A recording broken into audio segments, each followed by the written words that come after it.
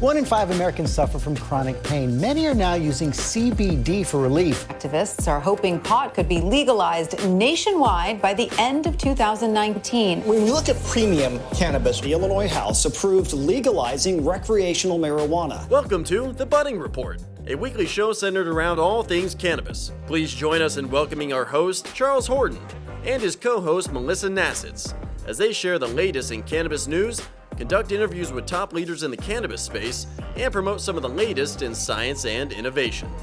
And now to our host, Charles Horton. Good morning, everybody, and welcome to the Budding Report. We have a great show for you today. We have a news article. The federal marijuana advocates seriously eye federal legalization or legislation after the election. I know our friend from Canada has pretty negative views. I'd love him to have pretty negative views of going into the Biden-Harris ticket, but I believe most of our panelists are pretty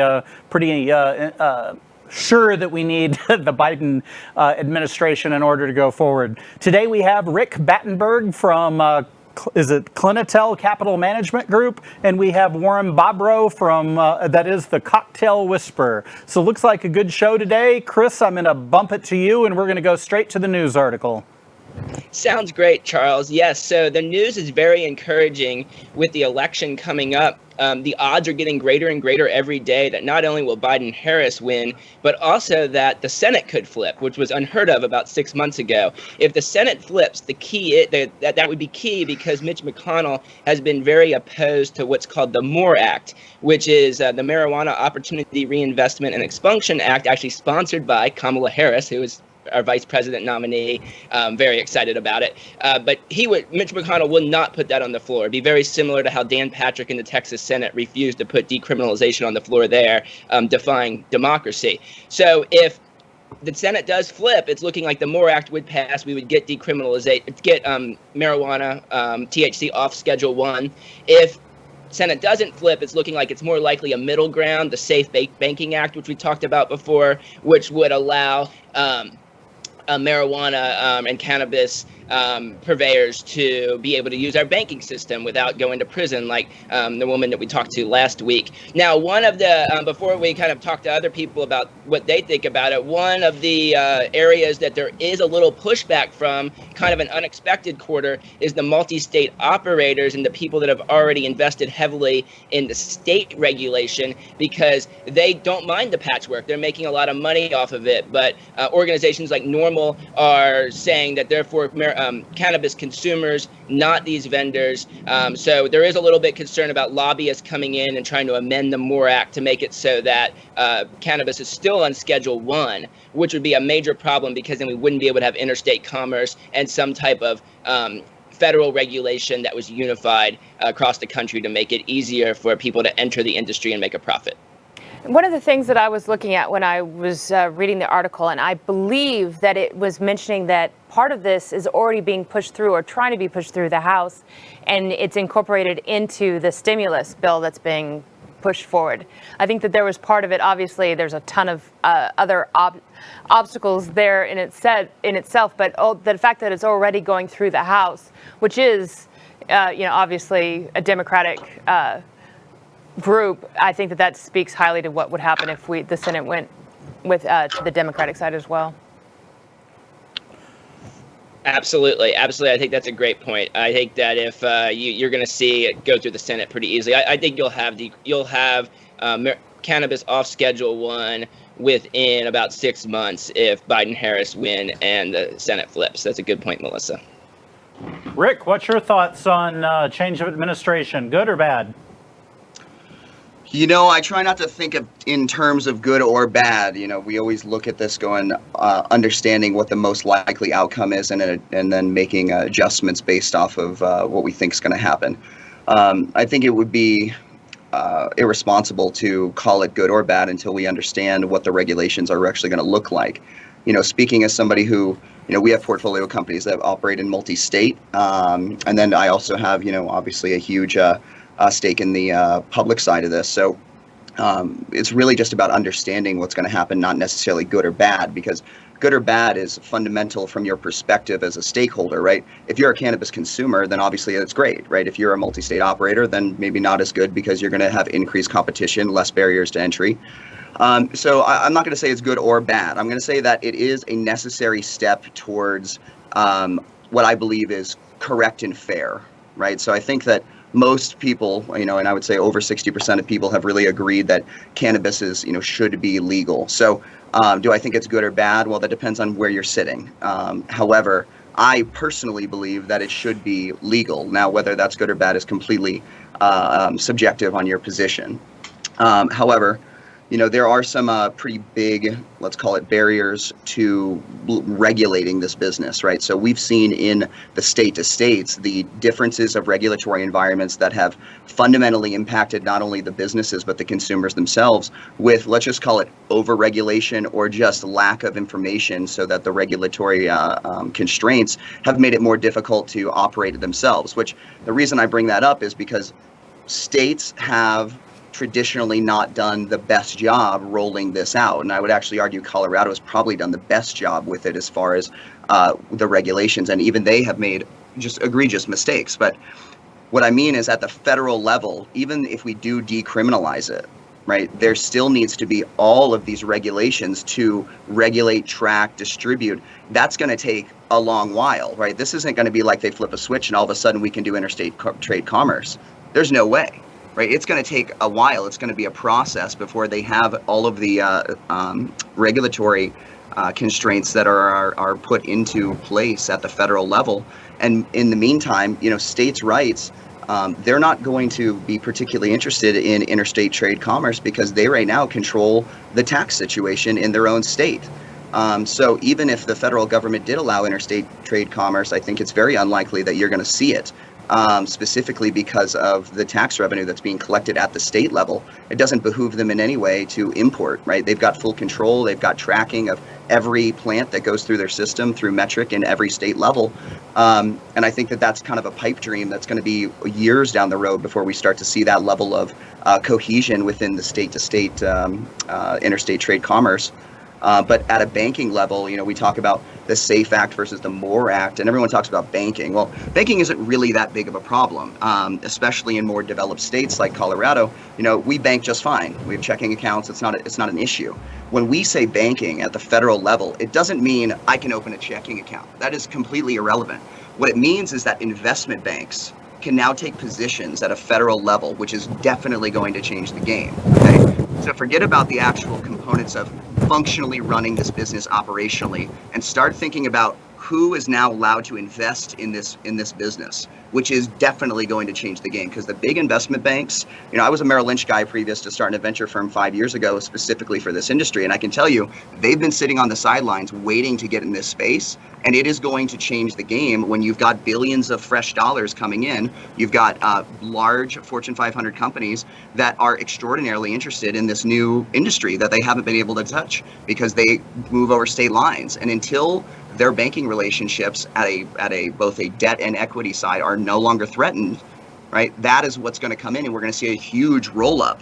So I think that is definitely on the table with a change of administration. So depending, like I said, your perspective, that could really scare you or it could really excite you, depending on if you're able to navigate this changing landscape. But I can tell you right now that being in this space, if you can't handle a changing landscape, you are in the wrong business, right? So change or die, right? Yeah, it's Absolutely. funny. You talk about the stumbling blocks, but one of the things I didn't see you mention is about, as far as regulatory, is this going to be classified as a food? Is it going to be classified as a drug or a cosmetic? Because right now, it's all three. And I think that can be a huge issue with, how they're going to figure out the regulatory standings for the product overall. Warren, what's your stance on all this? Or is it administration change good or bad, or for the industry? You're muted. Myself. 1 second. You're good? You're good. Okay. New Jersey is going to go legal. We absolutely believe it. So I'm focusing on what I can do something about as opposed to what I can't do anything about. I can't do anything about an election. I've already voted.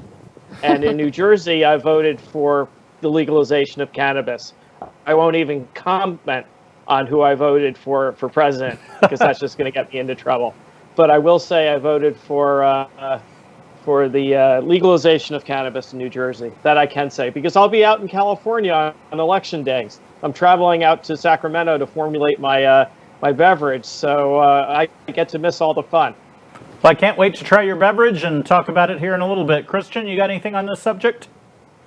I just wanted to kind of build off what Melissa said, that this is a unique situation that we're in. If we go back to the repeal of alcohol prohibition, I don't think many could say, despite kind of some degree of alleged health benefits from low-level alcohol drinking, maybe specifically red wine, it's not utilized specifically for a medicinal effect. It's specifically recreational, a food, an enjoying type of beverage.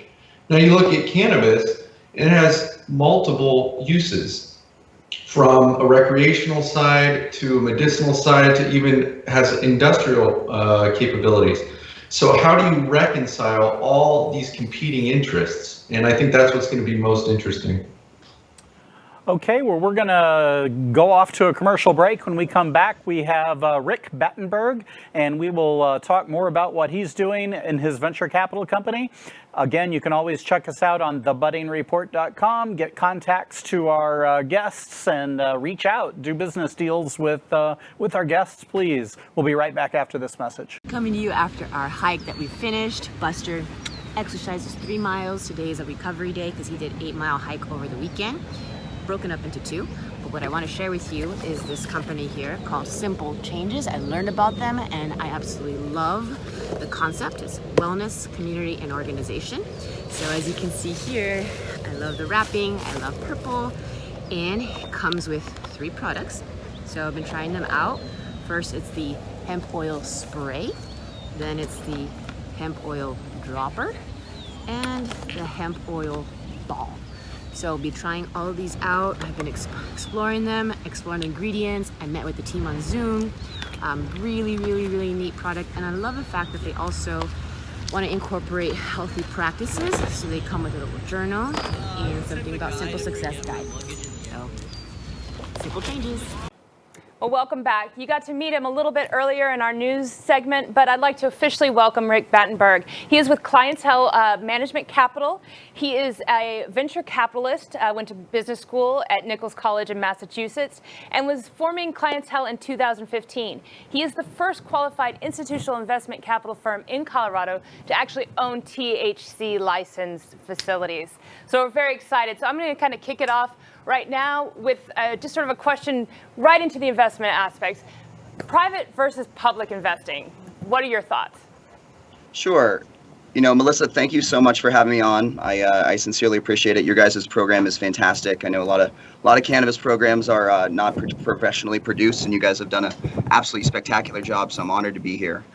I got to say, so public and private cannabis investments are obviously, they share the same, let's just call it issues that any investment does when you're comparing private versus public. So in public markets, there is some level of causation without correlation, which can make investors and other people who are stakeholders in those businesses a little uncomfortable, specifically because the business can be making decisions and then things outside of their control can affect their stock price, and obviously as an investor can affect your return. However, because there is so much more liquidity in the public markets, right, it's a little less risky to get in and out of these investments, right? So, and that shares the same no matter what we are investing in, whether that be cannabis or widgets, it doesn't matter.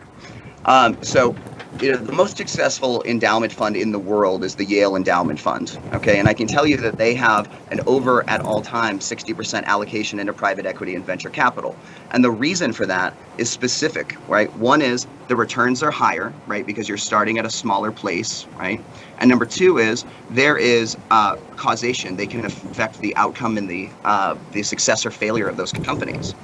So I personally like venture capital. I like being able to put the people, the the ideas, the infrastructure, the resources, and the money together to create something where there was nothing, right? So to create value and infrastructure is enlightening. It's fun for me, right, to put those things together. So, when you're looking at a private investment, obviously the risk is much higher because there's not as much controls, which is why generally you have to be an accredited investor to even do these private deals, which actually, in a lot of ways, prices a lot of the people that would really benefit from doing these private deals outside of their ability to do them because they're not accredited.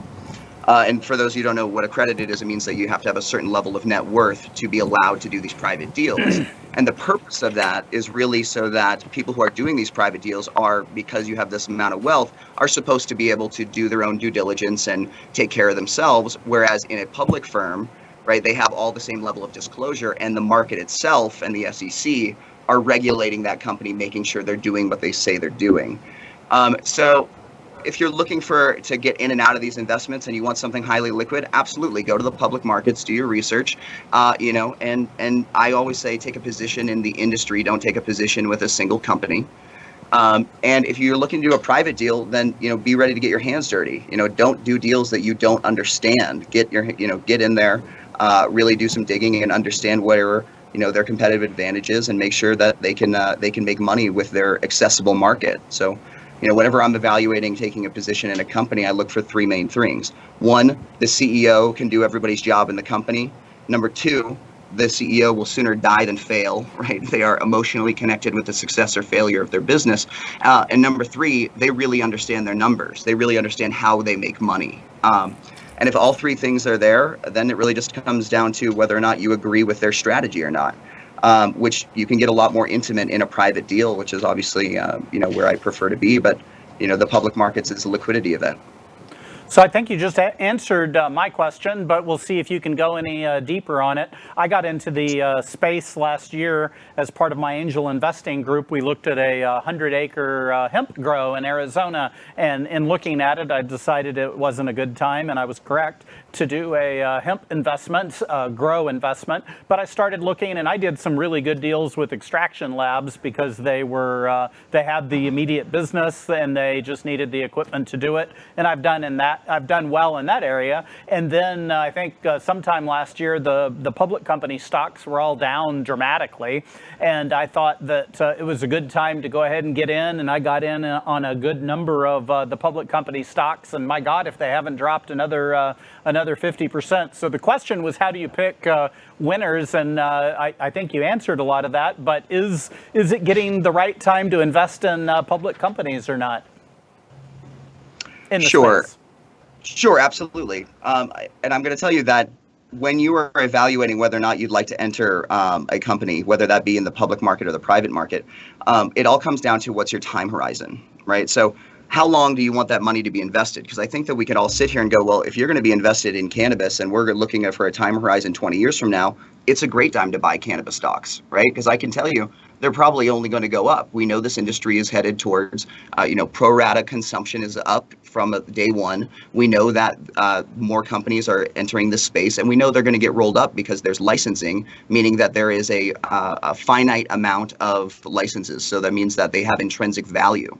Now, if your goal is to make money in the next year and you want me to tell you whether or not cannabis stocks are going to go up in the next 6 months, that's a silly thing to try to figure out, right? Because I'm not a day trader, and I believe in pick a company that has the three things that I mentioned previously, and pick a company that you believe in their business strategy and hold on to that stock.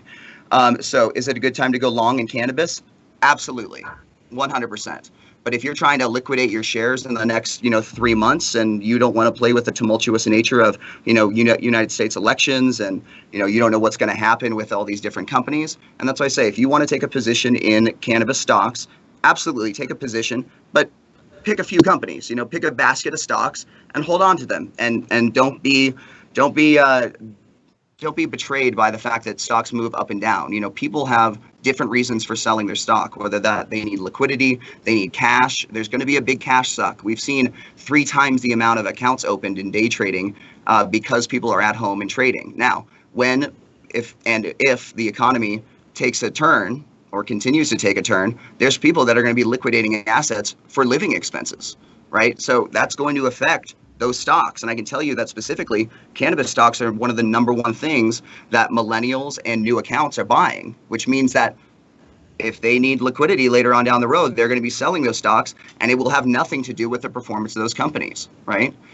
I don't believe that cannabis stocks have really been marked to market in the way that we traditionally evaluate companies. In 2018, November, most cannabis stocks, the average was 134 times forward earnings for evaluation, which is just ridiculous. So I think a lot of these cannabis companies, if we're traditionally evaluating them, are still overvalued, but that doesn't necessarily mean that they're going to catch up. They will eventually catch up to these valuations if you've got a diversified portfolio of cannabis companies. So is it a good time to get in? Absolutely, as long as you're comfortable keeping that capital in play for at least 5 years. Good advice. So given the unforeseen current landscape and the future of where it might go and the volatility involved, where do you see yourself now and through the next 5 years? Sure, and great question. When I entered the space in 2015, it was really about understanding that capital restrictive environment means that your dollars are going to go further because of the barriers to entry. So, our venture fund, we bought everything in the supply chain, including ancillary, meaning grow, dispensary, extraction, lighting, packaging, hardware. Everything in the supply chain, really because we wanted to get our hands dirty and understand where we wanted to be in this space. And after years of kind of massaging these, allocating resources to different components of the supply chain, I'm a big believer in brands and distribution. So meaning people buy brands because they trust them. People buy brands specifically because there's an expectation of quality.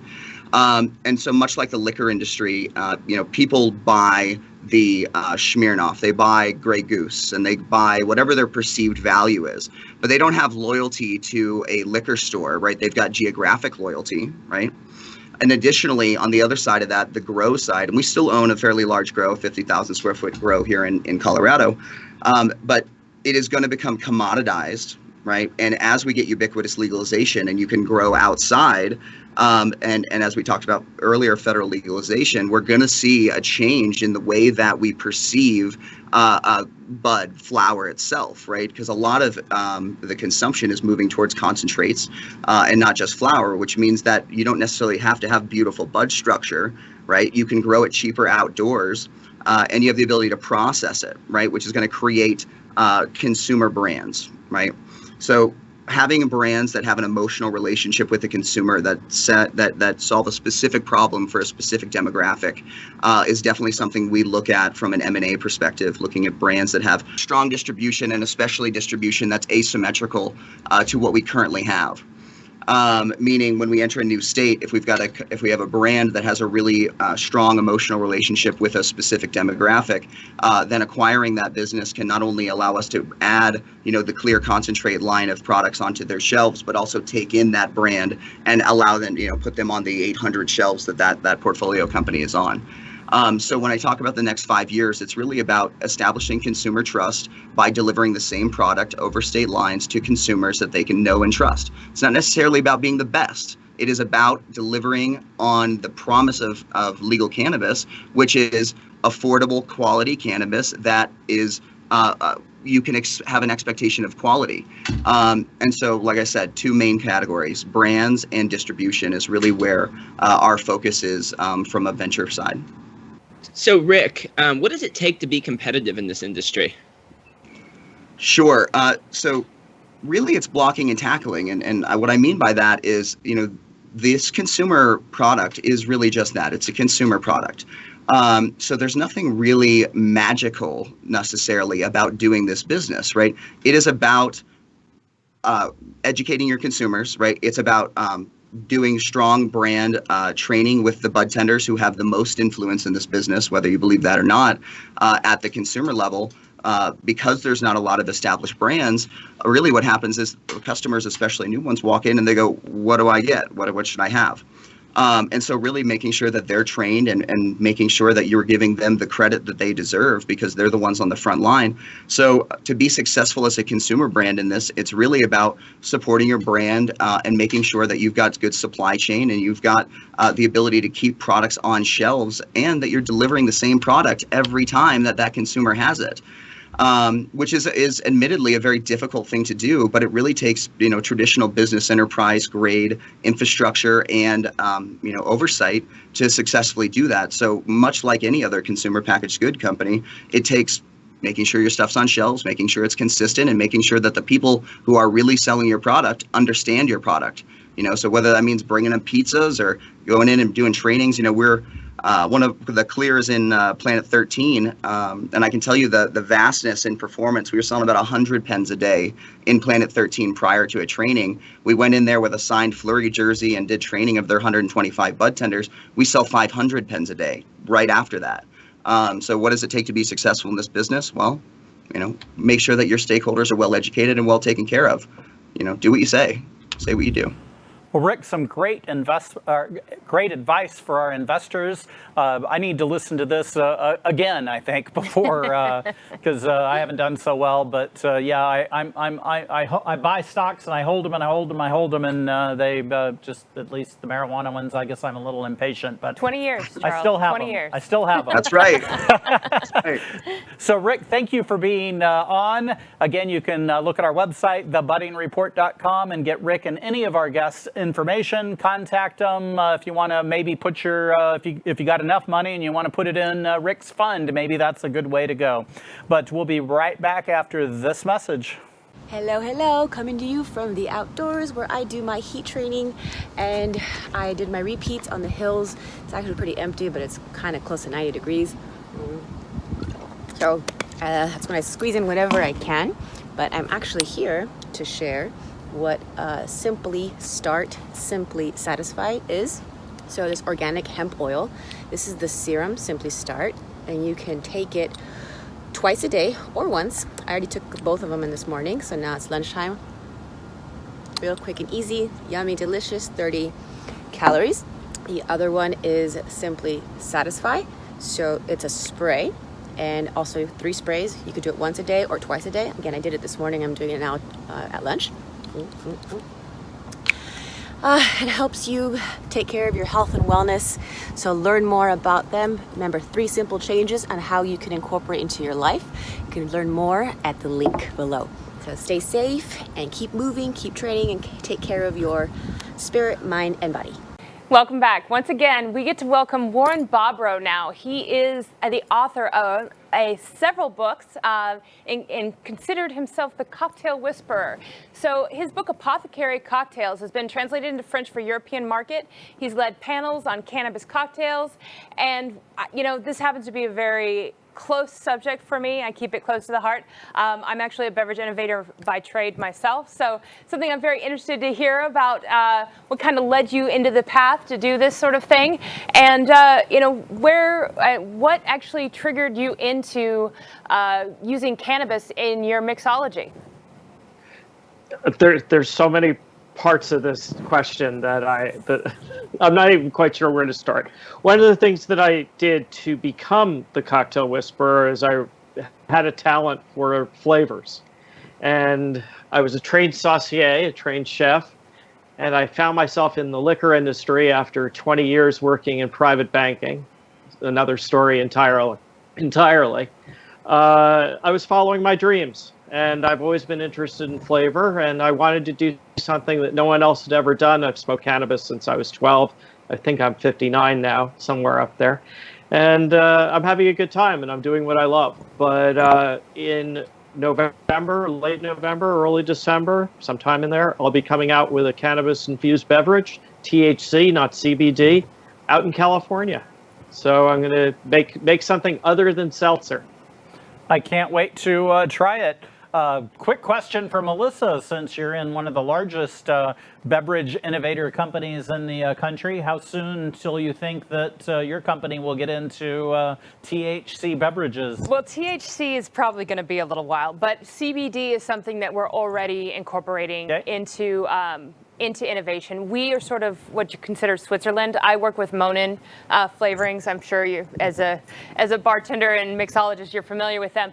So we work throughout the country with multiple different clients. So really, if a client asks for it, we'll be happy to develop it. We have our main office is in Clearwater, Florida, but we do have an office in Reno. So that allows us a little bit of flexibility there. And of course, I'm based here in the Dallas market. Well, you got a number to contact when they start being interested in very THC. excited, and trust me, I will use it. You need to contact Bob right away. Where do you see, Bob, cannabis cocktails going in the future? Cannabis cocktails, well, it's a huge thing. I mean, I think that what it is I'm offering something other than seltzer. All the cocktails that are out on the market right now, all those cannabis-infused beverages are no more than water. I mean, I'm not doing that. I'm not making Pabst Blue Ribbon beer and putting it in a can and have it no more than seltzer. I mean, I'm doing something that is actually going to ruin you for your bartender. I wouldn't be able to be a member of the United States Bartending Guild if I was working with water. That's just not going to happen. I wanted to do something that no one else had ever done. And my book, Cannabis Cocktails, Mocktails, and Tonics, this is where the recipes come from. So it's been published. I can't say that someone else had done. You can get the book on Amazon, Barnes & Noble, Indigo Books up in Canada. It's available all over the world in indie bookstores. And it's in the top 10% of all the books on Amazon. I think I'm on my 9th printing right now. Congratulations. Thank you. But in 2 weeks, I find myself out in the Sacramento area formulating my beverage named Klaus, which is going to change the world. That's very exciting. So I have one short, simple question for you. What about Klaus? What about Klaus? Klaus is an 1800s German drinking gnome, and he's followed me all over the world. I was a national and international brand ambassador for a boutique rum company. I taught at the Moscow Bar Show. I taught in Berlin and Rome and Paris and other places, and I always brought Klaus with me. He's my wingman. He's a good little guy, liked by most. And he represents a beverage company that really cares about using good ingredients simply prepared with love. All right. So I'm kind of a bourbon guy, and I was just wondering, I don't say no if you can't give us this, but is there like a simple recipe that you'd have that I could make at home? I was just curious. Oh, absolutely. Yes, of course. Example of something that I could create. Oh, absolutely. You could do it. You could do something tonight. You probably have sugar in your house, so you could do a simple syrup with cannabis in it, infuse it simmer it for about 2 hours at 160 degrees with a couple grams of decarbed cannabis, and then you'd have your infused simple syrup. You can make yourself a Manhattan with it. You can make yourself a bourbon frappe, sweeten it out with a little bit of the infused simple syrup, and start low, start slow. It's like Thai food. You don't want to take the entire 1 cup and 250 milligrams all at once. Don't be like me on Vice, where I destroyed them on live TV. They were unhappy with me. But these things happen, and you just start. As I say, it's like Thai food. We want to start out with 1 star rather than 5. But Klaus is going to be 10 milligrams of live resin, and it's nanotechnology from Bertosa. And I'm very lucky to have incredible people to work with to develop Klaus and bring him to market in California. Well, Chris, even though I'm not your attorney, since we're in Texas, I probably got to recommend you don't do that here yet. Well, I was just thinking I like to make old fashions for my family at holidays, so I could give them a little kick. But Charles, you're suggesting I don't do that? Not in Texas right now. Maybe that was a CBD. Maybe it's a CBD, right? At least I wouldn't admit it on film. So well, you don't know where we'll be for the holidays. So. Just a quick question, because you're talking about the new product, and I don't know how much information you can give since you haven't launched yet, but can you give us a little bit more about the flavor profiles? Are there going to be multiple flavors? You mentioned going up against it's not a seltzer, so can you expand? Is it like a pre-bottled cocktail? I'm very curious about this, and I'm also going to be buying your book. I'd love to tell you. Thank you. I want to tell you that it's a craft mocktail. I'm using Pickett's ginger beer syrup, the Great Britain spicy, extra hot and spicy ginger beer syrup. I'm using Les Vergers Boiron, the French, fruit essence company. they're supplying the fruit juice base for me. I'm using Fee Brothers bitters, paying homage to Joe Fee, who passed away last year, by using his cocktail bitters. So if you make Manhattans, take a look at Joe Fee's bitters, Fee Brothers bitters. They're really incredible. Of course, the nanotechnology, live resin THC with a 3-minute onset. It's not overwhelming, and it's just really lovely, and it makes you have a nice time. It's really non-confrontational. No one knows your business when you drink a cannabis mocktail. They're delicious. They make you smile. They make you feel good inside. It's like smoking a joint, but there's no smoke, clouding the air. I'm very lucky, as I said, to work with great people, because they found me, not unlike my publisher found me, and not unlike my mentor found me, and wanted me to become something that I never was in life. And so I'm the luckiest guy in the world. And many failures, eight failures to be able to be here, And I looked to Rick. I wrote about him in Forbes, and he's the smartest guy in the room. And there's no one who knows more about investing than he does, especially in this much maligned, industry of cannabis. So someday our paths will cross professionally. I know that. And it's really a gift to be able to talk about your passion. And 10 years ago, I was working as an executive assistant, and it wasn't easy, and no one knew who I was, and they didn't want to know. And I just want to say, look at me now. Congratulations. Well, Warren, thanks for being on the show. I can't wait to try your drinks. Rick, I think I need to give up trying to manage my own investments and put some money into your fund. You certainly sound like you know what you're doing. Thank you both for being on the show. Again, go to thebuddingreport.com, get contact information on any of our guests, and also sign up for our newsletters so you know what's coming up, who's going to be on, and we're on every Wednesday. I think we'll probably take a break around Halloween. Around Thanksgiving. I'm heading off to Hawaii. Maybe I do it from the beach over there, but apparently I have to have a mask on the beach in Hawaii. So please join us next week when our guests include Morris Beagle of We Are Better Alternative and Court Smith of Davini Vaporizers. So we're looking forward to that show, and we'll see you next week. Thanks for being on.